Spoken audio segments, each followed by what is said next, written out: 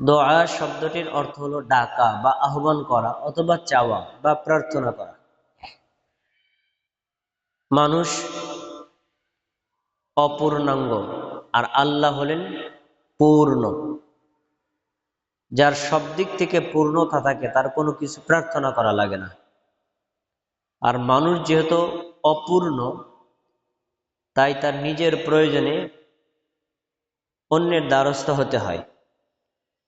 আর সেই দ্বারস্থ যদি মানুষের নিকটে না হয়ে সরাসরি আল্লাহর কাছে হয়, তাহলে এটি সবচেয়ে উত্তম।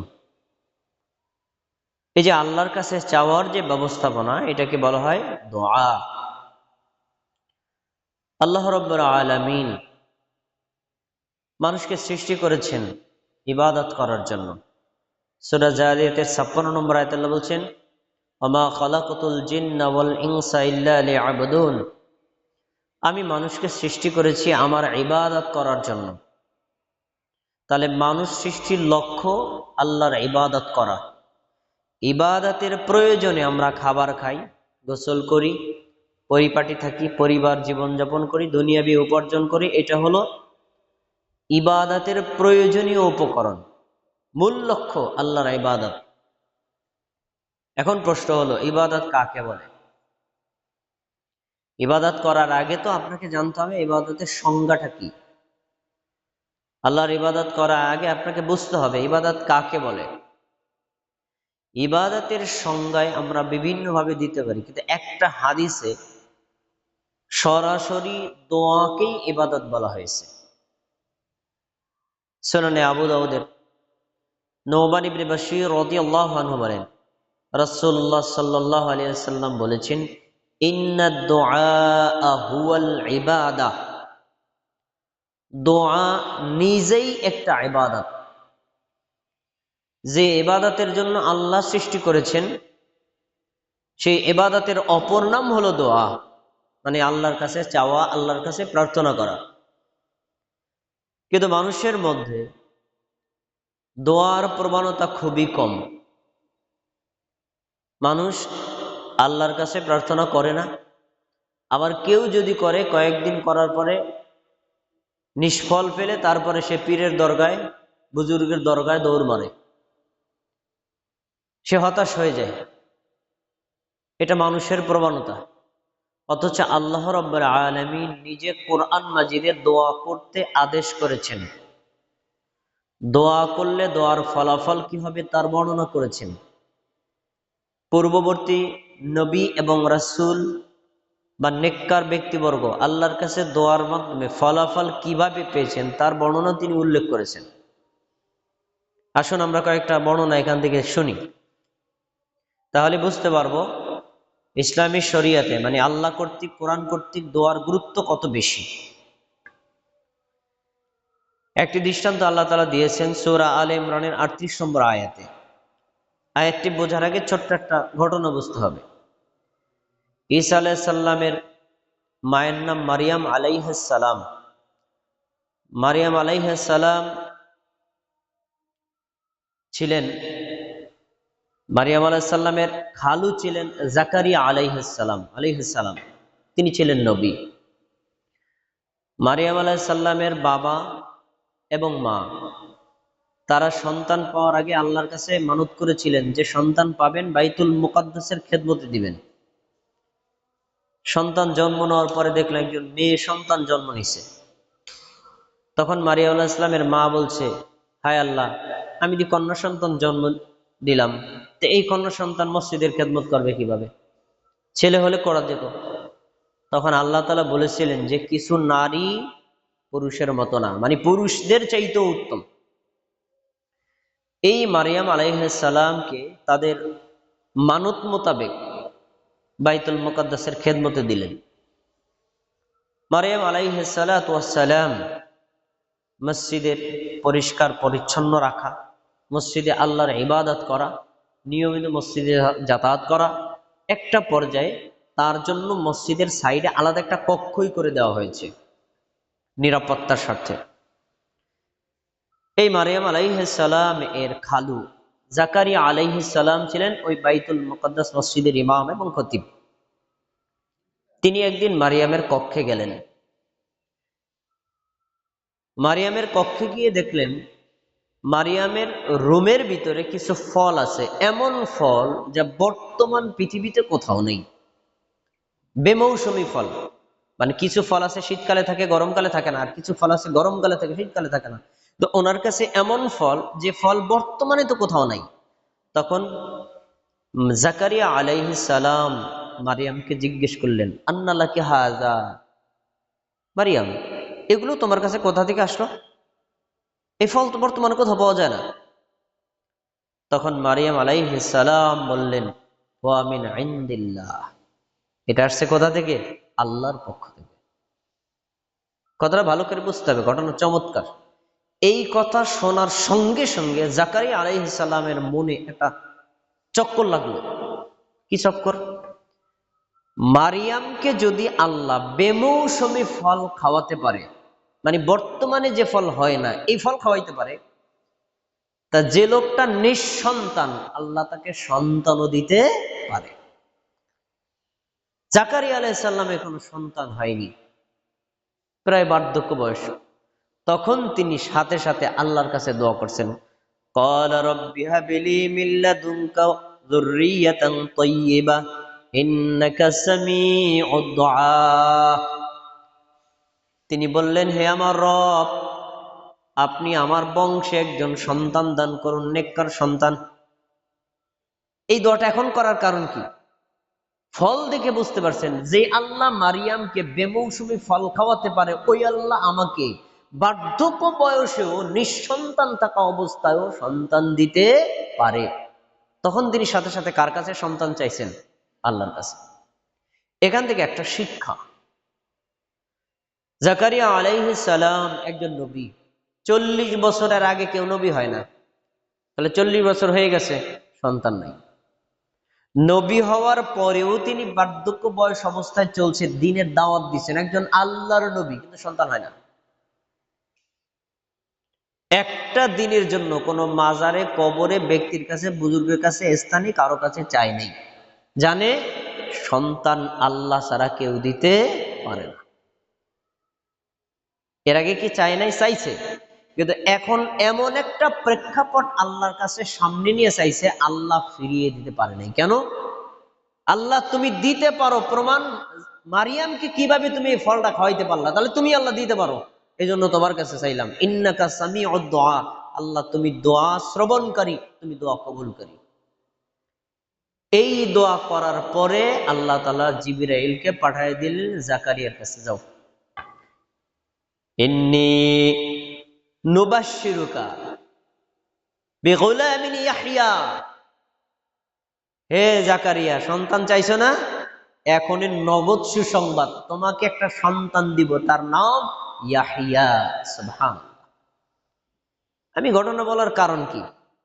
ঘটনা বলার কারণ, দোয়া যে আল্লাহর কাছে করলে দোয়া কবুল হয়, এবং দোয়া করার সত্যিকার স্থান হলো আল্লাহর নিকটে, এটাই তার প্রমাণ। দোয়ার গুরুত্ব বোঝানোর জন্য ঘটনা উল্লেখ করেছি। আসুন আর একটা ঘটনা দেই। ইব্রাহিম আলাইহিস সালাতু ওয়াস সালাম, আল্লাহ তাআলা কোরআন মাজিদে তাকে বলেছেন মুসলিম জাতির জন্য একজন আদর্শ, আইকন, আইডল, অনুসরণীয় ব্যক্তিত্ব। আল্লাহ তাআলা বলছেন ইব্রাহিম আলাইহিস সালামের মধ্যে আছে তোমাদের জন্য উসওয়াতুন হাসানা, উত্তম আদর্শ। তিনি অনেক দিক থেকে আমাদের জন্য আদর্শ। একটা আদর্শ এই ইব্রাহিম আলাইহিস সালাতু ওয়াস সালাম, তিনি ছিলেন একজন নবী এবং রাসূল। তার প্রায় 80 বছর পার হয়ে যায়, সন্তান হয় না। 80 বছর পার হয়ে গেছে, সন্তান হয় না। অবশেষে তিনি আল্লাহর কাছে দোয়া করেছিলেন। এই দোয়াটা সূরা সাফফাতের 99 থেকে 100 নম্বর আয়াতগুলো দেখেন, পাবেন ওখানে। আল্লাহ কি বলছেন? ইব্রাহিম আলাইহিস সালাম আল্লাহর কাছে দোয়া করেছেন, রব্বি হাবলি মিনাস সলিহিন, আমার রব আপনি আমাকে একটি নেককার সন্তান দান করুন। নেককার সন্তান। এই ঘটনা থেকে আমরা একটা শিক্ষা নিতে পারি, আমরা যারা নিঃসন্তান, আল্লাহর কাছে শুধু সন্তান চাইব না, সন্তানের আগে একটা শব্দ যুক্ত করে দেব, সৎ সন্তান, নেক সন্তান, সৎকর্মশীল সন্তান। কারণ আপনার সন্তান কিন্তু সে মদখোর, গাঁজাখোর, ইয়াবাখোর, ফেন্সিডিলখোর এবং পিতামাতার উপর জুলুমকারী, পিতামাতার সাথে খারাপ ব্যবহারকারী, এই সন্তান থাকার চাইতে না থাকা ভালো। এই জন্য আল্লাহ শিখাই দিছেন, সন্তান শুধু চাইবা না, কি চাইবা? নেক সন্তান। কে বলছেন? ইব্রাহিম আলাইহিস সালাম আল্লাহর কাছে চাইছেন। পরে আল্লাহ তাআলা তার দোয়া কবুল করে ইসমাঈল আলাইহিস সালাতু ওয়াস সালামকে দিয়েছেন। এরপরে আরো সন্তান তার হয়েছে। সন্তান পাওয়ার পরে ইব্রাহিম আলাইহিস সালামের প্রতিক্রিয়া কি? সূরা ইব্রাহিমের 38 থেকে 40 নম্বর আয়াত আল্লাহ উল্লেখ করেছেন, আলহামদুলিল্লাহিল্লাযী ওয়াহাবা লি আলাল কিবারি ইসমাঈল ওয়া ইসহাক। প্রশংসা ওই আল্লাহর জন্য যে আল্লাহ আমাকে বৃদ্ধ বয়সে ইসমাইলকে দিয়েছেন, ইসহাককে দিয়েছেন। তাহলে বুড়া বয়সে, শব্দটা একদম স্পষ্ট, কিবার মানে বৃদ্ধ বয়সে, যেই বয়সে মানুষের সন্তান হওয়ার কথা না, ওই বয়সে সন্তান দিয়েছেন কে? আল্লাহ। ওই আল্লাহ দিয়েছেন প্রথমে ইসমাইল, তারপরে ইসহাককে। এরপরে তিনি বলছেন, ইন্না রাব্বী লাসামিউদ দুআ। নিশ্চয়ই আমার রব হলেন আল্লাহ এমন আল্লাহ যে আল্লাহ দোয়া শোনেন এবং দোয়া কবুল করেন। কথা প্রসঙ্গে বলে নেই, আল্লাহ তাআলার কাছে তিনি চেয়েছিলেন সন্তান, নেক সন্তান। আল্লাহ তাকে নেক সন্তান দিয়েছেন। ইসমাইল তিনি নবী এবং রাসূল, ইসহাক তিনি নবী এবং রাসূল। আর ইব্রাহিম এবং এর দুই সন্তান যে ইসমাইল আর ইসহাক, এই দুইজনের মাধ্যমে আল্লাহ সারা পৃথিবীতে মানুষ ছড়ায় ছিটিয়ে দিয়েছেন। আমাদের নবীর আদি পিতা হলেন ইসমাইল, তিনি ইসমাইলের বংশে জন্ম নিয়েছেন। আর মূসা আলাইহিস সালাম, ঈসা আলাইহিস সালামের আদি পিতা হলেন ইসহাক, তিনি নিয়েছেন কোথায় জন্ম? ইসহাক আলাইহিস সালামের বংশে। তাহলে যত নবী এবং রাসূল আসছে ইব্রাহিম আলাইহিস সালামের পরে, সব তার নিজের বংশে। এখান থেকে আমরা যে শিক্ষাটা পাই, ইব্রাহিম আলাইহিস সালাম সন্তান চেয়ে দোয়া চেয়েছিলেন কার কাছে? আল্লাহর কাছে। তাহলে দোয়া করলে দোয়া কবুল হয় এবং দোয়া আল্লাহর কাছে করতে হয়। দোয়া করার পরে আল্লাহ দোয়া কবুল করেছেন তার জ্বলন্ত প্রমাণ আল্লাহ কোরআন মাজিদে উল্লেখ করেছেন। দোয়া যে ইবাদত, এগুলো তার দলিল। এরপরে দোয়া করতে আল্লাহ তাআলা নিজে হুকুম করেছেন, তাহলে দোয়া করা ফরজ। দোয়া একটা ইবাদত। দেখেন আল্লাহ বলছেন, ওয়াকালা রাব্বুকুম উদউনি আস্তাজিব লাকুম। ওয়াকালা, আর বলেছেন, রব্বুকুম তোমাদের রব। আমাদের রব কে? আল্লাহ। আল্লাহ বলছেন, কি বলছেন? উদউনি, তোমরা আমার কাছে দোয়া করো, আমার কাছে প্রার্থনা করো, আমার কাছে চাও। আল্লাহর কাছে চাইতে বলছেন, উদউনি, আমার কাছে চাও, আমাকে ডাকো। আস্তাজিব লাকুম, দোয়া করলেই আমি তোমাদের দোয়া কবুল করব। সুবহানাল্লাহ। তাহলে আল্লাহ দোয়া করতে আদেশ করেছেন, ফরজ। দোয়া করলে দোয়া কবুল করবেন, তারও প্রমাণ। এরপরে ইন্নাল্লাযীনা ইস্তাকবিরুনা আন ইবাদাতি সায়াদখুলুনা জাহান্নামা দাখিরিন। নিশ্চয়ই যারা দোয়া থেকে বিমুখ হয়ে থাকে, যারা দোয়া করে না, যারা দোয়া চায় না, এই ধরনের ইবাদতকারী, আল্লাহর বান্দা যারা আছে, আল্লাহ বলছেন আমি অচিরেই তাদেরকে জাহান্নামের আগুনের মধ্যে প্রবেশ করাবো। তাহলে দোয়া না করলে আল্লাহ শাস্তি দিবেন। একটা কথা বলে নি, আল্লাহর কিছু সিফাত আছে, সৃষ্টির কিছু সিফাত আছে। আমরা হলাম সৃষ্টি। আমাদের সিফাত মানে আমাদের গুণ হলো, আমাদের কাছে কোনো ভিক্ষুক যদি ভিক্ষা চায়, প্রথমবারে কেউ দেয়, আবার কয় দিব না। পরে যখন নাসর বান্দা হয়েছে, আচ্ছা যা, বিরক্ত হয়ে যা যা। এই লোকটা যদি আবার চায়, আরো বিরক্ত, আরো চাই, হয়তো মারবে। দিস না, বাড়াইছিস। তার মানে মানুষের কাছে কিছু চাইলে মানুষ বিরক্ত, অপছন্দ করে। আল্লাহর সিফাতটা তার উল্টা। আল্লাহর কাছে চাইলে আল্লাহ খুশি হয়, না চাইলে আল্লাহ রাগ করে। আল্লাহর কাছে দোয়া করলে আল্লাহ দোয়া কবুল করেন, দোয়া না করলে আল্লাহ জাহান্নামে দিবেন। আমার কাছে চাইলি না কেন? তাহলে আল্লাহ কত মহান, এবং আল্লাহর এই গুণ মানুষের গুণ থেকে আলাদা। এই সিফাত আল্লাহর সিফাত মানুষের সিফাত থেকে আলাদা। কেন? এর কারণ আল্লাহ বলছেন ওয়ান্তুমুল ফুকারা, তোমরা হলা গরিব আর আমি হলাম ধনী। আল্লাহ হলেন ধনী, আল্লাহ যত দিবেন তার ভান্ডার শেষ হবে না। এই জন্য আল্লাহ মানুষকে দিতে আগ্রহী, কিন্তু মানুষ চাইতে চায় না। আমরা এখান থেকে যেটা পাইলাম, আল্লাহ দোয়া করতে আদেশ করেছেন, দোয়া করলে কবুল করবেন। যারা দোয়া করে না তারা হলো অহংকারী, আর এই অহংকারী লোকদেরকে আল্লাহ জাহান্নামের মধ্যে নিক্ষেপ করবেন। এখান থেকে আমরা আরেকটা কথা বলতে পারি, দোয়া করে না এইটা দুই টাইপের লোক। কিছু মানুষ দোয়া আল্লাহর কাছে করেই না, যেমন কাফের মুশরিকরা, আল্লাহর বিশ্বাস করবে না, করবে কেন? এদেরকে আল্লাহ জাহান্নামে দিবে। দুই নম্বর হলো দোয়া করে কিন্তু এটা অপাত্রে। অপাত্র কারে করে? কলটা কেটে দেন। অপাত্র কাকে বলে? দোয়া কবুল করতে পারেন আল্লাহ, তাহলে দোয়া করতে হবে আল্লাহর কাছে, গয়রুল্লাহর কাছে দোয়া করা যাবে না, আল্লাহর কাছে চাইতে হবে। আল্লাহকে বাদ দিয়া পীরের কাছে, বুজুর্গের কাছে, মাজারের কাছে, কবরের কাছে, কোনো স্থানের কাছে, কোনো বস্তুর কাছে, কোনো নির্দিষ্ট কোনো জায়গায় আপনি যদি দোয়া প্রার্থনা করেন, তাহলে এই দোয়া করে নেকির পরিবর্তে শিরকে আকবার হবে। তাই দোয়া যেমন ইবাদত, দোয়া আবার শিরিক। দোয়া যেমন নেকি পাওয়া যায়, আবার দোয়া করলে গুনাহও হয়। তাই দোয়া করতে হবে একমাত্র আল্লাহ সুবহানাহু ওয়া তাআলার কাছে। আচ্ছা, এই আয়াতটি যখন নাজিল হয়, এই আয়াতটা নাজিল হওয়ার পরে قال الناس لو نعلم أي ساعة ندعوه,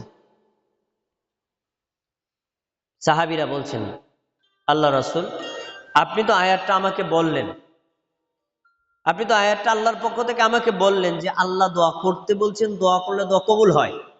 আমরা যদি জানতাম আইয়ু সাআতিন নাদউ, কখন দোয়া করলে দোয়া কবুল হয়, আমরা ওই সময় দোয়াটা করতাম। তখন আল্লাহ তাআলা আবার অন্য আয়াত নাযিল করছেন। কোথায়? সূরাতুল বাকারার 186 নম্বর আয়াত। আল্লাহ কি বলছেন?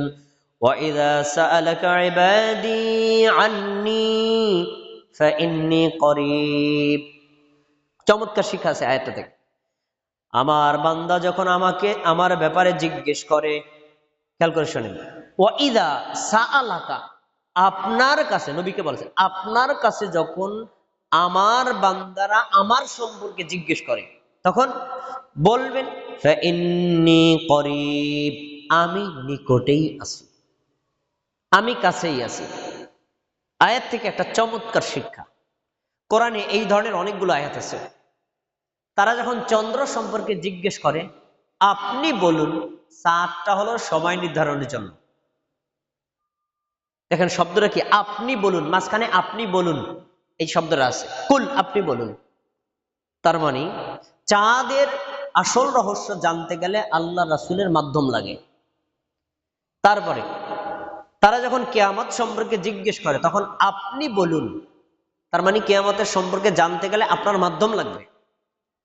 কিন্তু দোয়া সম্পর্কে শব্দটা দেখেন, ওয়া ইযা সাআলাকা ইবাদি আন্নী ফাইন্নী করিব, যখন আমার বান্দারা আমার সম্পর্কে মানে আমার কাছে দোয়া করার ক্ষেত্রে জিজ্ঞেস করে, আমি তার নিকটেই আছি। মাঝখানে আপনি বলুন নাই। এই কথা কারণ কি জানেন? এর কারণ হলো দোয়া এমন একটা ইবাদত, এই দোয়ার ক্ষেত্রে কোনো ধরনের ভায়া মাধ্যম লাগে না। আর ভায়া মাধ্যম আল্লাহ পছন্দ করেন না। সরাসরি আল্লাহর কাছে বলতে হবে, কোনো মাঝখানে চেইন অফ কমান্ড লাগবে না। কিন্তু আমরা চেইন অফ কমান্ড বানাই নিছি না? বানাইছি তো। আপনাদের এই এলাকায় উত্তর রাজদি এলাকায় একজন পীর সাহেব আইছে, ওয়াজ নসিহত করলো। এবার বললো যে ভাই আসেন, আমরা তো অনেক পাপ করছি, আমাদের পাপগুলো আল্লাহর কাছে তাওবা করি। কিভাবে তাওবা করবেন? পীর সাহেব পাগড়ি ছেড়ে দিলেন, সবাই একটা একটা পাগড়ি ধরেন। পাগড়ি আর নাই, তাহলে যে পাগড়ি ধরছে তার পিঠের উপর হাত রাখেন। রাখছেন সবাই? এবার সবাই আমরা তাওবা করি, আল্লাহর কাছে দোয়া করি। কি? আমার কলব আমার পীর সাহেবের কলবের উপর, আমার পীরের কলব তার দাদা পীরের কলবের উপর, দাদা পীরের কলব তার পরদাদা কলবের উপর। এভাবে কলব ঠেলতে ঠেলতে সেই নবী পর্যন্ত যায়। এই কলবগুলোর ওসিলায় আপনি আমার দোয়া কবুল করেন। তাহলে দোয়া কবুলের জন্য যে মাঝখানে কতগুলো কলব রাখা হয়েছে নাকি হয় নাই? রাখা হয়েছে না? আর আল্লাহ বলছেন ওয়াইযা সাআলাকা ইবাদি ফাইন্নী করিব, আমার কাছে যখন কোন বান্দা আমার সম্পর্কে, আমার দোয়া সম্পর্কে, আমার কাছে চাওয়া সম্পর্কে জিজ্ঞেস করবে, নবী আপনারও লাগবে না, সরে যান, বান্দা চাও আমি দেব। তাহলে দোয়া এমন শ্রেষ্ঠ ইবাদত, এই ইবাদত এর জন্য আল্লাহর রাসূলকেও লাগে না, সরাসরি বান্দা টু আল্লাহ। এর চাইতে উত্তম ইবাদত আর মানুষের জীবনে হতে পারে না।